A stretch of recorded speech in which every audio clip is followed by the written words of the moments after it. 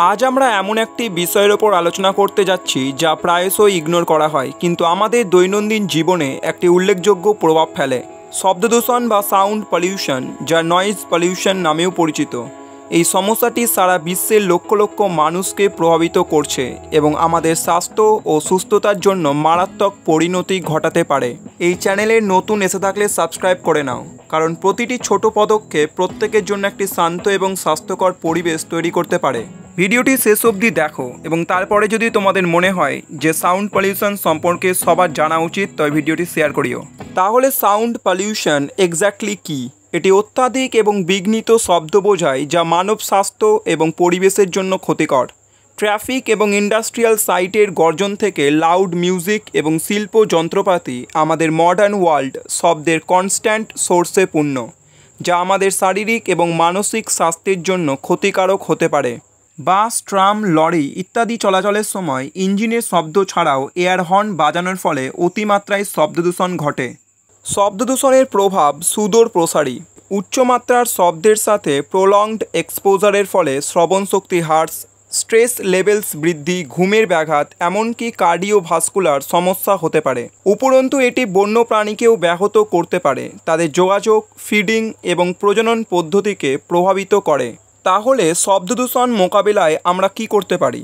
একটি ব্যক্তি এবং কমিউনিটি উভয় স্তরে আমরা বেশ কিছু পদক্ষেপ নিতে পারি। বাড়িতে শব্দরোধী সামগ্রীর ব্যবহারকে প্রচার করতে পারি এবং পাবলিক স্পেসে শব্দের মাত্রার উপর এনফোর্স রেগুলেশনস প্রয়োগ করতে পারি। ব্যক্তিগত পর্যায়ে আমরা পাবলিক স্পেসে লাউড মিউজিক বাজানোর পরিবর্তে হেডফোন ব্যবহার করে শব্দদূষণে আমাদের অবদান কমাতে পারি।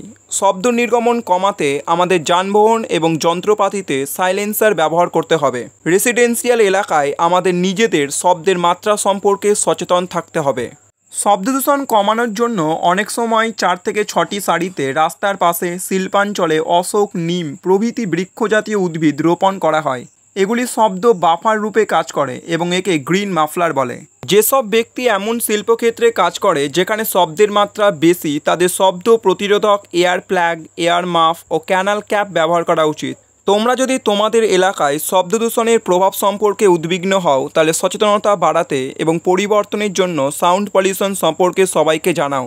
প্রতিটি ছোট পদক্ষেপ প্রত্যেকের জন্য একটি শান্ত এবং স্বাস্থ্যকর পরিবেশ তৈরিতে সাহায্য করবে।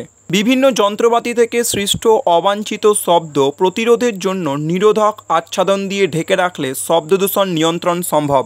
ভারতে শব্দদূষণ নিয়ন্ত্রণের জন্য কিছু আইন প্রচলিত আছে, যেমন মোটর ভেহিকলস অ্যাক্ট 1988।